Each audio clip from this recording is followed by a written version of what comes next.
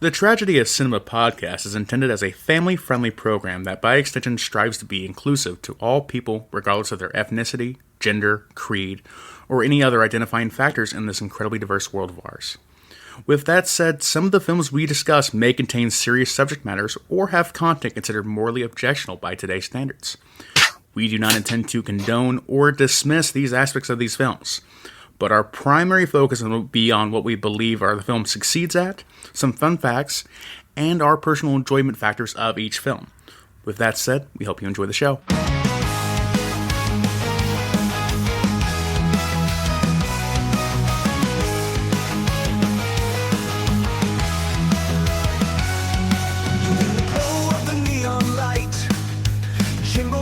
Take flight. 80s dreams are its delight. In the realm of black and white. Movies and TV flow through the stories we all know. Silver screen tales unfold in the magic they bestow. The tragedy of cinema, when the memories shimmer. Join us as we toast to the tales we love the most.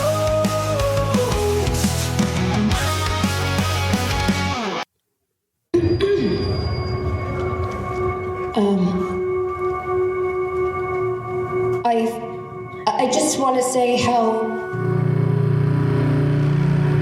very sorry I am for... She should be locked up until she tells us what happened. The truth is that I want an answer just as bad as all of you. We're talking about 17 kids in one classroom. I want to know what happened in that classroom. Why just her classroom? Why only her? Children. I love those kids. This is a true story that happened right here in my town. A lot of people die in a lot of really weird ways in this story, but you're not going to find it in the news. Those kids walked out of those homes. No one pulled them out. No one forced them. What do you see that I don't? Show me. Where did you go? There's something very, very wrong going on.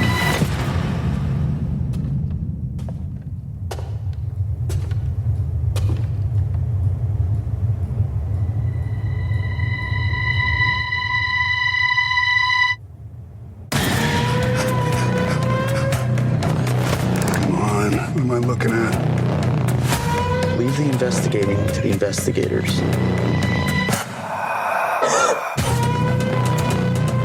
I've never seen anything like that in my life. Are you watching? Are you watching?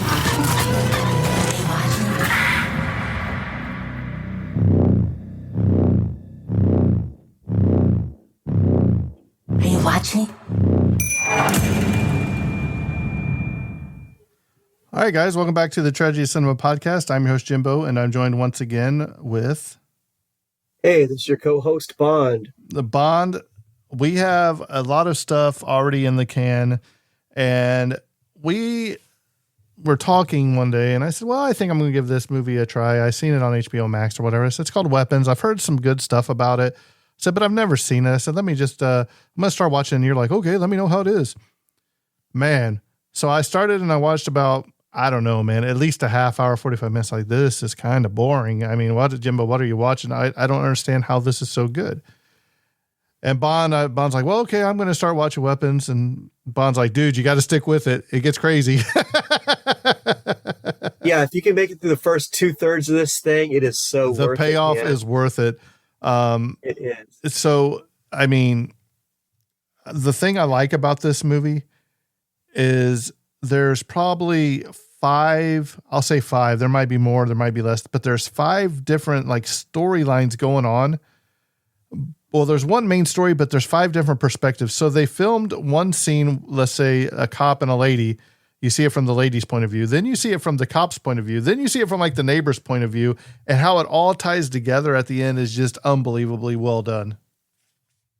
Man, I agree. This is a movie that I went into, and this is very rare for, I think, most people, not just you and I, because we do movie reviews, but it's very rare that you go into a movie and not know what it's about. Nothing.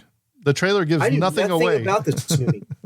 Yeah. I went into this movie going, All I know is that people have said it's pretty good, and the title is Weapons. And Bond said, well, what's it about? I It. said, well, basically, I said, I don't really know. I said, all I know is a bunch of kids went missing on the same day, all from the same classroom. That's all I know.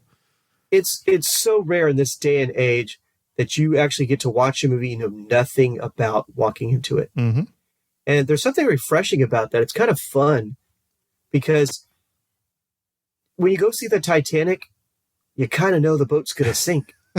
You know, if you go to see Castaway, you kind of know that Tom Hanks is going to be on an island by himself. But just to have the There's title not much mystery to Weapons, you're like, what's that got to do with missing kids? Exactly. We are talking about, Jimbo, the 2025 horror movie Weapons. This movie was released August 8th, 2025. And get this, it was released at 2/17. Yes, I was going to bring that up. Which comes out later in the show. And they listed the show times at 2/17 too. Yeah. Why is the 2/17 important, Bond? What's that? Why is 2/17 important? 2/17 just so happens to be the exact time that all of the children in one particular classroom get up out of bed and walk out the front door. They catch them on Ring cameras and all that. All the kids but one. Mm-hmm. One kid doesn't. This movie was a big success, Jimbo. It had a budget of $38 million. Now, put that in perspective, man. A movie made in 2025, or released in 2025, with a budget of only $38 million. That's impossible nowadays. Mm-hmm. But if you think about this movie, it was done so well with that limited budget. This movie was a big box office success. It did $268 million.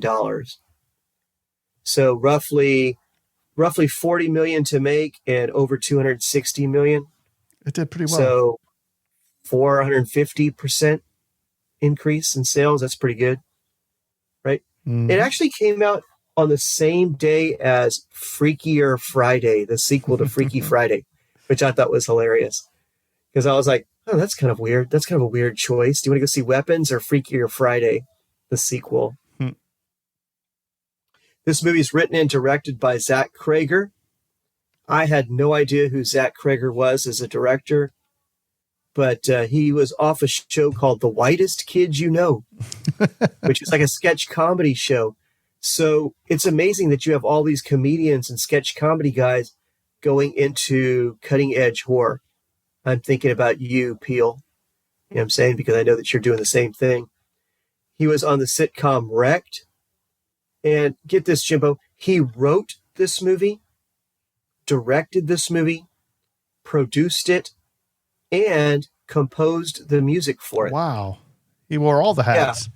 So think about old school John Carpenter. Mm-hmm. That's what John Carpenter did for Halloween. Like he wrote it, directed, and did the music for it. Mm-hmm. That's what this guy did. So he's doing some early John Carpenter's tricks with this one. Let me go over the cast for you. The cast of this one stars Josh Brolin, which is probably the biggest actor in the movie, mm-hmm. name-wise at least. He plays Archer Graff. Josh Brolin, known for Goonies, No Country for Old Men. He was in the True Grit remake. Most people know him as Thanos mm-hmm. from the Avenger movies. And he's got a famous stepmom. His stepmom is Barbara Streisand. So that's pretty cool. It also stars Julia Garner. Julia Garner plays Justine Grady. What'd you think of her performance? Oh, man, she is great. I was going to mention, she is quickly becoming one of my favorite young actresses. That was such a powerful performance she put into this one. I'm just starting to realize that everything that I enjoy that she's in, she's really good in it. Mm-hmm. Have you ever seen Ozark? Mm-hmm. She's in Ozark. She was also in The Americans. If you have a chance to watch The Americans, she was in that too. She was the Silver Surfer in the new Fantastic Four First Steps movie. Mm-hmm. which, if you can get used to a female Silver Surfer, she did a great job. I really liked her in the movie The Wolfman, the one that they just remade. So everything that I can think about her being in, she's really good in, including this movie Weapons. She's really creepy in this movie, though, man. Amazingly well. Yep. Right? She was amazing in this one. We have Alden Ulrich. Let me get this right. Alden Ehrenreich, I think is his last name. He plays Paul Morgan. He was in the show Supernatural. He plays Han Solo in the Han Solo story, kind of like, which is the worst Star Wars movie ever made. Whoa. It's not that bad. Okay. Going on, he was also in Oppenheimer and Cocaine Bear. Well, you talk about a worse movie. There they are. There you go. He was in Cocaine Bear. This movie has Austin Abrams. He plays James. James is the skinny drug addict. Yeah. Yeah, remember the skinny drug addict guy? Yeah. He's on the show This Is Us. He played Ron on The Walking Dead. He was in the movie Scary Stories to Tell in the Dark, which is a pretty good little scary movie, right? Carrie Christopher plays Alex. Alex was on Days of Our Lives. He was on Fuller House, 911, American Horror Story. And he's actually going to come out in 2 comic book related movies coming soon to you. He's going to be in the new Spider-Man Noir. And he's also going to play one of the lanterns in the Green Lantern show on DC. We have the father-in-law, Ed Locke. He's played by Toby Huss. He is the voices on King of the Hill. He plays like, I think, the grandfather on King of the Hill. Does a couple other roles. He was in the movie Jerry Maguire. He's in Vegas Vacation. Unfortunately, he's in the remake of Ghostbusters, the 2016 Ghostbusters. And he was also in the remake of Halloween in 2018. So some hits and misses with that one, in my opinion. Our principal, Marcus Miller, was played by Benedict Wong. Benedict Wong, of course, is in the movie, the Doctor Strange movies, right? He's like Doctor Strange's assistant. Let's see, Gladys's aunt. Gladys, the aunt. Amy Madigan. Oh my gosh. Wow. You want to talk about twisting the roles around. Talk about creepy. About Amy Madigan on this one. Man. Right? She did amazing in this. She came out of nowhere because I was like, who is this lady? Who is this old lady? Next thing you know, man, she's running the show. Yes, she is. She was the mom on Uncle Buck. Oh, wow. Yeah. That's how they got her to look, Yeah. Well, I mean, think about Uncle Buck came out a long time ago. Yeah. But with a lot of makeup and a lot of trick photography and trick lighting, that's the mom from Uncle Buck. Isn't that crazy? She was in Streets of Fire, Field of Dreams, and she's actually married to the actor Ed Harris from The Right Stuff, right? 1983 is when they got married. A couple other quick ones. Sarah Paxton was in Liar Liar, Halloween Town series, Last House on the Left remake in 2009. Another great actor, a young actor, Justin Long. Did he play Alex? No, Alex was played by Carrie Christopher. This guy's a young guy. He's like one of the dads. Oh, okay. Okay. He was in Galaxy Quest, which I love Galaxy Quest. I'm actually a big fan of this guy, and I didn't know it until I was like, okay, I recognize his face. I've seen this guy in other stuff before. And I realized he was in Galaxy Quest. He was the main kid in Jeepers Creepers. He was Dodgeball, the true underdog story, Dodgeball, one of the best comedies of all time. You ever been hit in the face with a dodgeball there, Bond? Man, it hurts. They're so bad. He was in Live Free or Die Hard. He's the voice of Alvin for the Alvin and the Chipmunk movies. He was in the movie Accepted, Idiocracy, a whole bunch of great movies. I'm a big fan of this guy, Justin Long, and I never knew it. He's been in a lot of stuff. Yeah, he's been in a lot of really good stuff, man. But that's your cast list for Weapons 2025. All right, so let's talk about this movie for a little bit, Bond, before we dive into a little bit of trivia. Okay. So, poor Justine, she happens to be the teacher that gets blamed for all the students missing in her class. I mean, she's getting threatening phone calls. She's having people follow her. They have like I guess a parent teacher meeting, if you will, about it. And the principal's up there like, hey, we don't know what's going on. We're doing messing. And I think it's Josh Brolin stands up and he's like, yeah, well, we want to hear from her. Why is it only her kids in her classroom, all of them except one, the ones that are missing? And she gets up there. She's like, I love these kids, Now, as the movie goes along, you do realize that she has a blemished past, if you will. Something to do with another student, I think, if you read between the lines. I think it's pretty easy to say. But she has an obsession with the last kid in her class that's still alive, because she's like, where did they all go? And she like follows him home, asks if he needs a ride, stuff like that. And she's pretty much everybody hates her. I mean, they're writing like witch on the side of her car. I feel so sorry for her because she's a victim too. Right. I mean, of course, the parents don't know that. No. And it's way too much of a coincidence that it's her, all the kids that end up missing are from her classroom when there are other classes of the same grade and no one of those grades went missing. No one in the other classes went missing. They all came from her class. But I felt so sorry for her because like she's a victim too. She went home at the end of the day, came back, and there was one kid in her class. Right. And it wasn't her.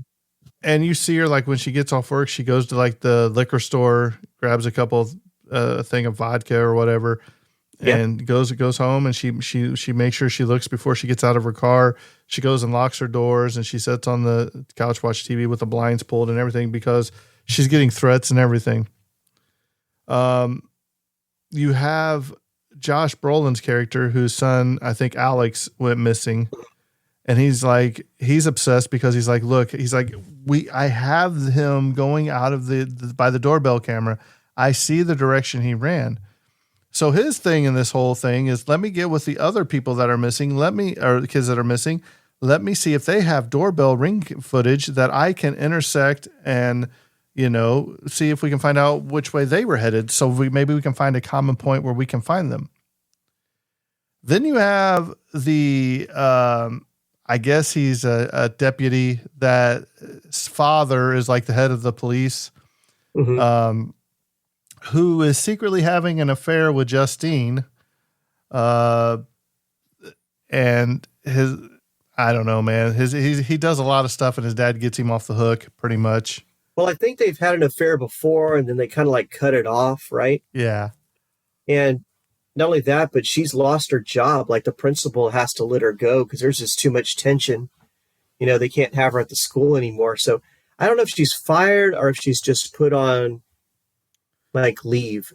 Right. Is she just put on some kind of administrative leave without pay or something? So this is where things start getting really weird. So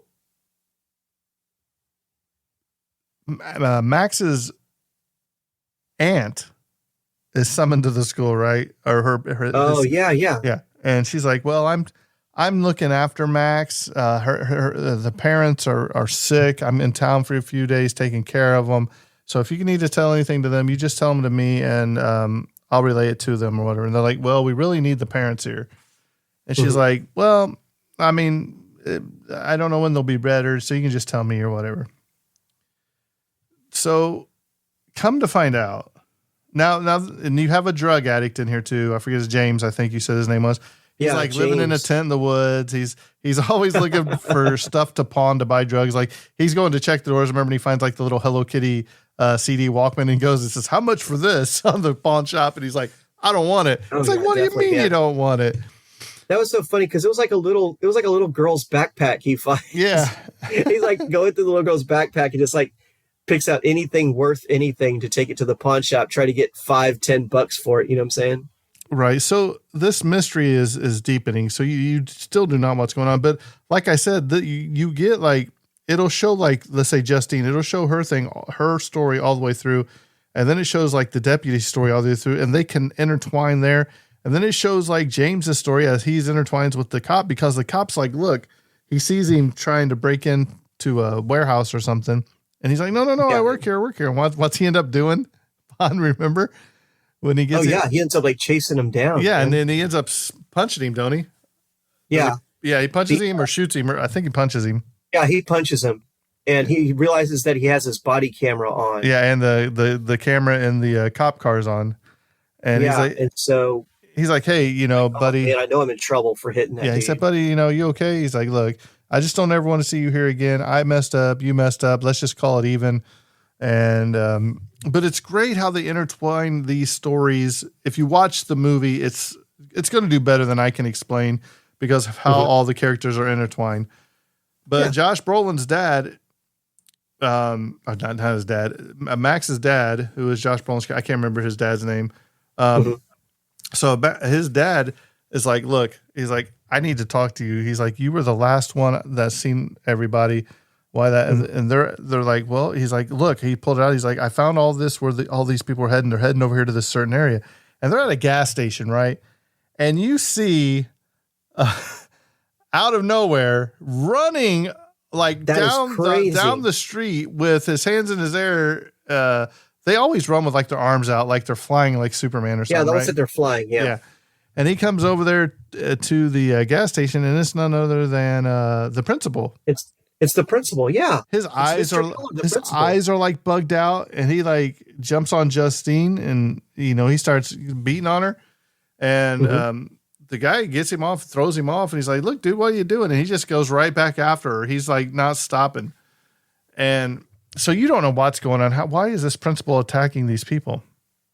Yeah, he's obviously like something's wrong with him because, like you said, his eyes are all big and bloodshot kind of thing. Right. He's not looking too good.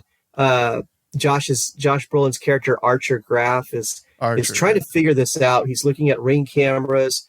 He's studying the exact time stamps of like when his son left, what direction he was heading. I guess he's just assuming that he never turns left or right, that he just keeps heading straight.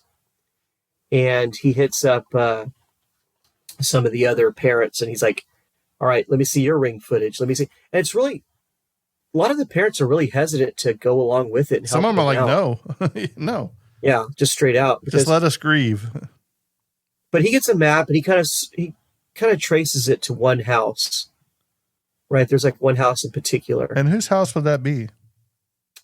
I believe that's Alex's house, isn't it? The one boy that survived in. So Justine's been snooping around. She went to the backyard and she seen like his two parents like sitting on a couch. Remember? And she's like, "Oh!" Yeah. And she calls the cops. She's like, "All the windows are all like covered in newspaper." Yeah. You can't look in the house. All the windows are covered in newspaper. It's so creepy. But she tries to tell the deputy or whatever. He's like, look, I told you to stay away. You're not supposed to be anywhere near this kid. We can arrest you. And who's the two guys that, so the aunt goes and two guys come over to her house or whatever. She goes over to two guys' house, remember? And she's like, hey, do you have water? Can I get it in a bowl? You remember that? Where she asked for the water in the bowl. I can't remember those two guys for the life of me. Was that the principal and his lover? Yeah, I think it might have been. Yeah, so she's like, she's got like these leaves, and she's like crumbling these leaves up in this water, and she like pulls like the hair out of one of them, and she twirls it around, like pokes her finger, and dips it in the water, and then she pulls out this twig, and she just snaps it, and when she does that, whoever, I guess DNA was on this, they go crazy. They go kill whoever she wants them to go kill. And that's where he just beats the living tar out of his boyfriend or whatever, just smashes his face in. Remember, he doesn't stop. He's just, oh yeah, it's pretty gruesome. It is. And there's a scene where James, the drug addict, goes by the house. Yep. And sees like the papers all taped up. The house is all taped up. Like you said, Alex's parents are just sitting on. Are they sitting at the kitchen table?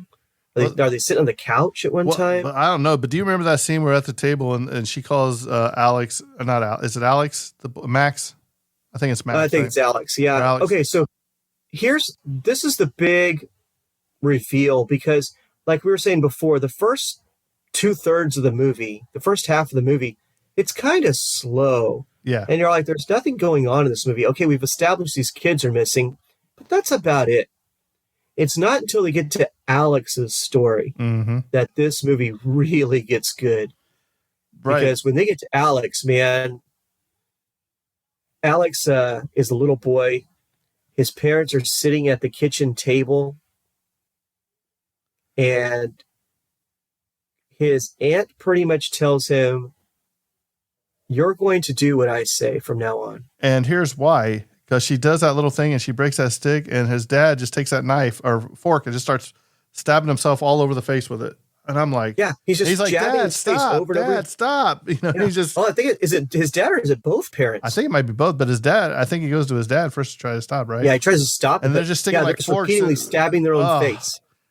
And so she's like, "You're going to go to school. You're not going to tell anybody about this. But what I do need you to do is I need you to bring something back from each of your students personally." This is how she gets them all out of the house. He goes and he steals all their name tags off their like crates, the little thing where they store all their belongings. So he puts them in his backpack and he brings them back to his aunt because his aunt's dying. She's sick. You don't know what's wrong with her. She's got cancer or something. And so the reason she got all them kids to come to that house, they're all in the basement, by the way, and they're just standing there like zombies. But what does Alex have to do? Because they can't eat, he has to feed everybody, his mom, his dad, all the kids in the basement. They have to eat soup. They can't move. They can't talk. They can't do anything. So that kid, I mean, he'd go to the grocery store and he'd buy like bags of tomato soup. Remember that? And yeah, that was so hardcore, man. The first time they show him like trying to feed his parents soup. Yeah. And they're not very good at eating it. No. They just kind of open and close their mouth, over and over again like a robot. And he's trying to shove it in there. Yeah, and then they're not trying to help. And then when he goes to the kids in the basement, does the same thing. You're like, oh man, what is going on here? So how is this movie going to end, Bond? Because we could sit here and talk about different scenes of this movie all night because it gets pretty grimy really quick, but the ending's probably the grimiest. Oh yeah, Gladys is a witch. She practices black magic to some extent, I guess. She's got all of these kids under her control. She's got parents under her control. Obviously, she had the principal at one time. And she's doing it to try to save her life. She's thinking that she could preserve their youth in some way and steal their youth to remain alive, which I'm assuming it must have worked in the past. It had to have worked, yeah. Because she looks like she's about 100, but she might be older than that. Well, she wears like a wig and all that. Remember what she tells... Yeah, really bright red wig. And what she tells Alex, she says, whatever you do not cross the salt. Because she has salt by her bedroom. Mm-hmm. There's a salt on the floor, and then his mom and dad are standing guard at her door. And what does the kid do? Like any kid does. He goes over there, walks over there, and he takes his foot, and he just taps on the other side of the thing. And what happens, Bond? Yep, not good, man, not good. Releases the children. Oh, man. No, it releases his mom and dad to come kill him, remember? That's true. That's true. Mom and dad come. Alex is running around the house, away from his mom and dad. Well, Justine and Archer, they have came to the house. Well, now, not only that, but when the deputy came to check on him, he has been part of, taken over by this lady too. So he's fighting with Archer. And what's Alex do? Alex escapes. He locks himself. He runs through Gladys's room, grabs her wig, right? Goes into like a bathroom, and there's like a tree there that's like got a couple branches on it, but he's noticed it's the tree. So he pulls a piece of her hair off. He wraps it around the twig. He dips it in the water and he pokes his finger of blood and he drops it in the water and he brings it up. And what's he do? He breaks that twig. And that's when all the kids' spell is broke and they are all coming after Gladys. I've seen a lot of crazy horror movies. I've seen a lot of movies, to be in fact. But what those kids do to chase down Gladys is ridiculous, right? They are it's crazy because running through people's houses. Yeah, they're not really free. Like, oh my gosh, where am I? What am I doing? They're not coming out of some kind of dream state like you would expect them to. No, you'd expect them to all wake up in the basement and just start crying. No, they are going around, try to figure out where they are going to kill Gladys, and they are not stopping it because Gladys looks. She's like, "What did you do? What did you do?" And she takes off running. Help me!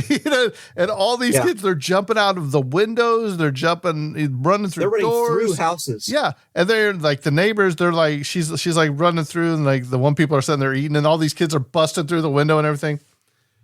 But Bond, I'll let you explain to the people what happens when they get a hold of Gladys. They do, man. They finally catch Gladys. Gladys is an old lady, man. She can't outrun, 18 kids or whatever, little kids. These 20 kids or so, they finally catch up to her in the lawn. And they just rip her to shreds. They're biting and tearing and like intestines animals. Are coming out, everything. Yeah, they're just tearing her to pieces. And it reminds me of movies like, if you've ever seen The Wicker Man, or if you've ever seen Midsummer, those kind of movies where they have a creepy vibe, and then a big payout at the end. That's kind of what this movie reminds me of, is those type of movies. Because this whole time you're going, okay, kind of slow. Okay, it's getting kind of creepy. But this one scene... it went to 100 real quick. Yeah, this is the scene that everybody, when you mention, oh my gosh, have you seen Weapons? This is the scene they're talking about. Yeah. They have these children tearing an old lady to bits.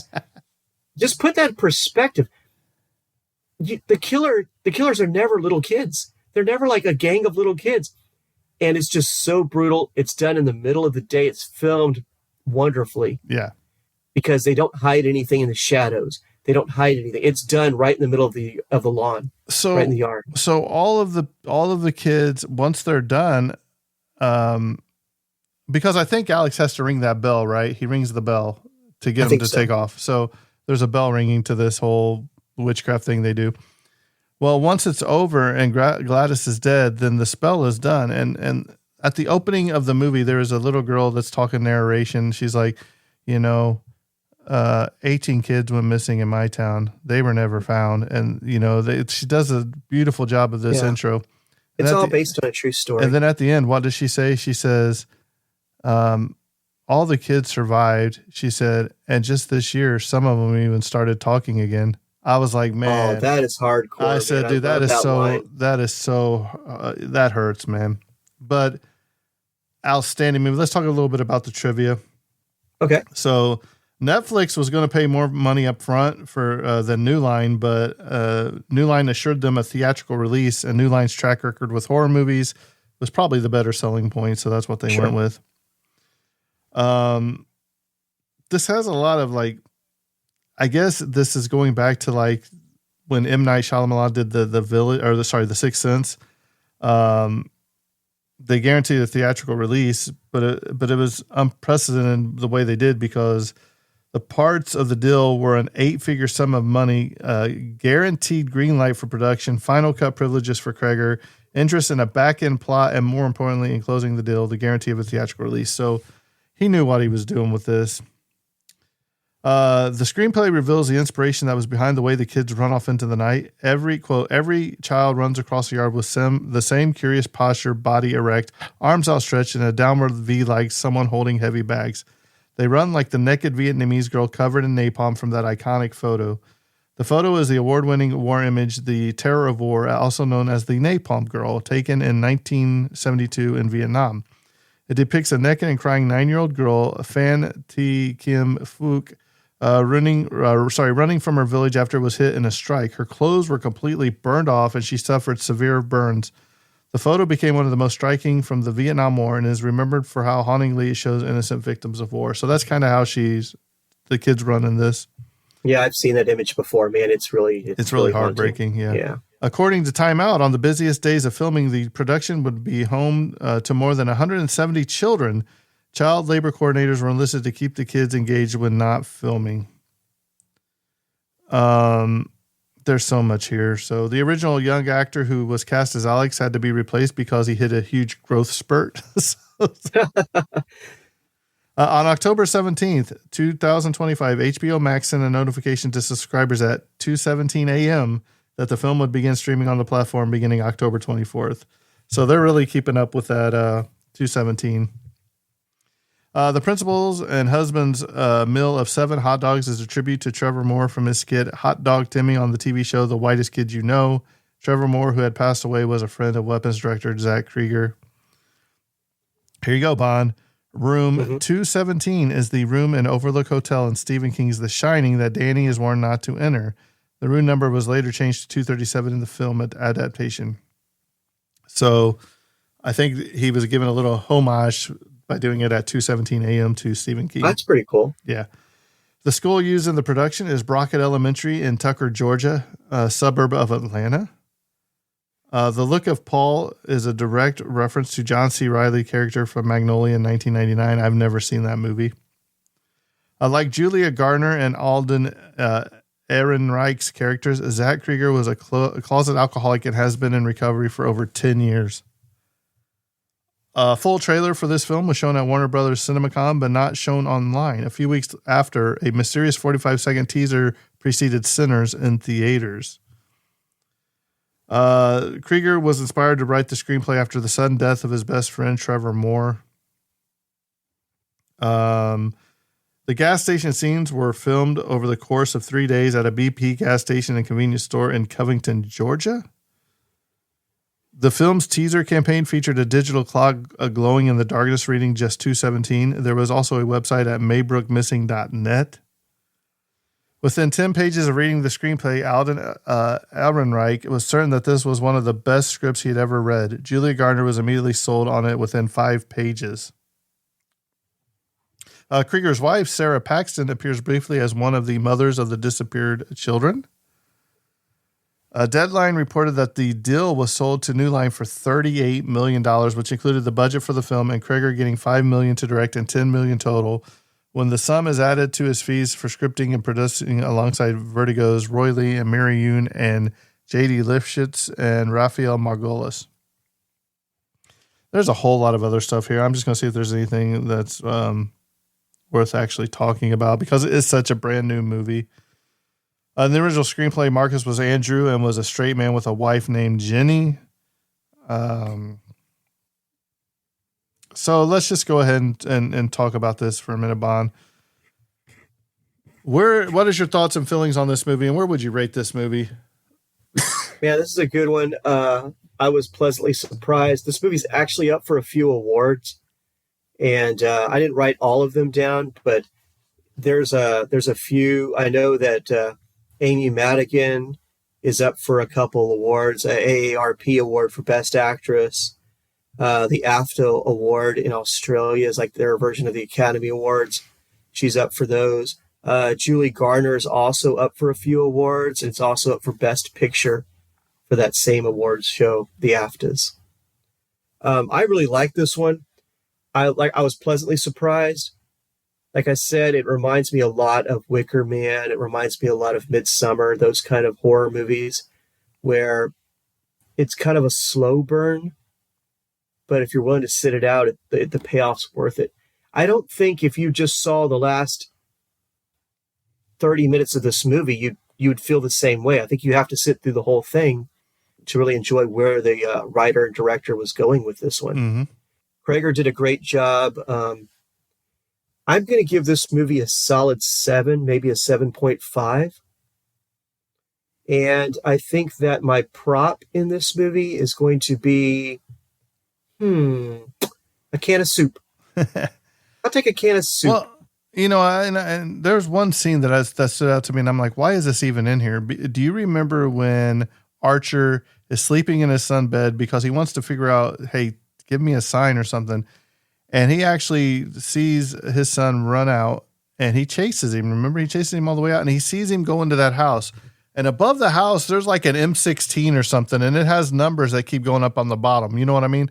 And I was like, that is really, really weird. I don't know why they put that in here. Because some kind of weird dreamy. By that point, I was like, well, I don't even know where this movie's going. But once you find out that all the kids were weapons, it kind of makes sense. Yeah. Like I said I'd heard a lot about it, and people's like, oh, I've watched this twice at the theaters. It's that good. And I started watching, I ain't gonna lie, Bond. I was like, what did I do? Why did I even want to watch this movie? It's not very good at the beginning. But then it started doing that, the different perspectives, you know, like here's Justine's view, here's David's view, here's James's view, here's Max's view, here's Alex's view. And that's where it's really cool to see how they shoot it, where it all ties together like that, because you see the different, I can't do it justice. If you have not seen this movie, please go watch it so you know what I'm talking about, because I don't think we've even covered it the best we could, because it's just so hard to talk about. If you haven't seen it, it's hard to put into words of what this movie is about. And it is it's because it overlaps so much with the different stories. It's really hard to describe. I think the storytelling is top notch in this movie. The way that he directed it, I don't think there's a wasted scene. Once you see the whole film, I don't think there is a wasted scene in this movie. I think he used every inch of the movie screen to tell his story, and and the payoff at the end, it all comes together, and you're like, that's why this happened. That's why this happened. That's why this happened. And that's hard to see. That's hard to say about a lot of movies in today's age, where the director had a vision and he hit it out of the park. It's very, very, it's a slow burn. I'm telling you, if you are going to watch this movie, do not give up on it. Because I'm telling you, the first half of the movie, pay attention, because there's stuff you're going to recall later in the film. But the first half is hard to watch. It really is. I told Bond, I said, I'm 45 minutes in, man. I don't know if I can make it. And he's like, oh, you got to stay into the end, man. You're going to be like, what in the world? I'll tell you something else I like about this. It's original. We do not have original films like this anymore. This guy had a vision, and he told a story that we haven't seen before. I love that. I'm going to give this movie an 8, just because, number one, I was pleasantly surprised. I'm glad I didn't give up on it. And that Gladys lady, she is so freaky in this movie. When she goes and she has them old lady glasses on, and like the real red lipstick and the wig. I mean, dude, she looks like a clown. I mean, she looks terrifying. And the way that they brought it all together, and especially having the kids devour at the end, was just something crazy. And you know what else I like about this movie? It's not really a happy ending. Sure, all the kids got to go home, right? But they go home, but they're not talking. Can you imagine the trauma that they've gone through, the years of therapy they're going to have to go through, all that? So I give it an 8, solid 8. I think it's well worth at least a watch one time, because that is definitely something. This is one of the movies that you will not forget about if you watch it one time. One time will do you. I mean, I'd like to go back to watch it again now that I know what's going on, see if I can pick up on anything else. But for me, it's an 8. Cool, man. Are you taking home anything up from this movie? Yeah. You know what I want to take home? I want to take home the little girl's backpack that he stole from the car to go scalp. So, I mean, backpack full of junk. Yeah. It's a great movie, though, man. Great movie. So, well, we are the Tragedy of Cinema Podcast. You can find us on Facebook, the Tragedy of Cinema Podcast group, TikTok, pretty much anywhere. Hey, do me a favor. Tell your friends, tell your enemies, tell your frenemies, tell Bond's relatives. We don't care.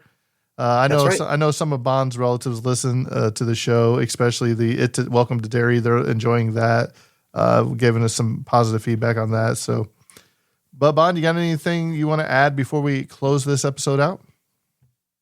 No, man, I just say give this movie a chance. I think you're going to enjoy it. Yep. So, with that said, I think this episode's coming to a close, and that's a wrap. And cut.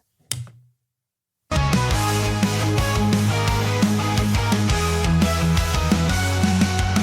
tragedy of cinema, where memories shimmer. Join us as we toast to the tales we love the most.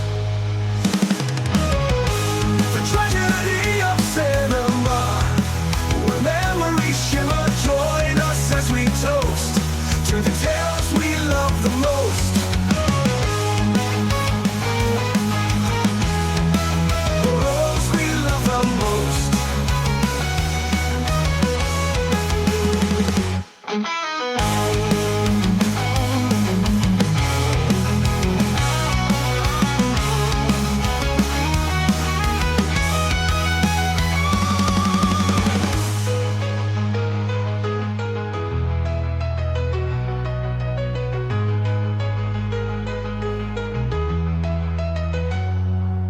The tragedy of cinema, memory shimmer.